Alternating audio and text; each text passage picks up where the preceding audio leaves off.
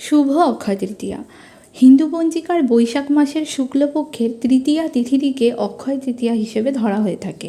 এই দিনটি কেবল হিন্দু ধর্মের জন্যই নয়, জৈন ধর্মের মানুষদের জন্য অত্যন্ত শুভ একটি দিন।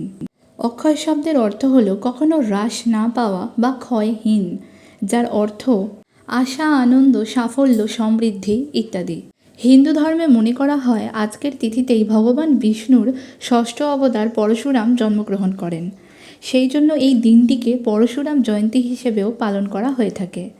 এই শুভ দিনে কোনো শুভ কাজ করলে তার সুফল কখনো শেষ হয় না। এই দিনই সত্যযুগ শেষ হয়ে আরম্ভ হয় ত্রেতা যুগ। এই দিনেই কৃষ্ণদ্বৈপায়ন বেদব্যাস এবং গণেশ মহাভারত রচনা আরম্ভ করেন।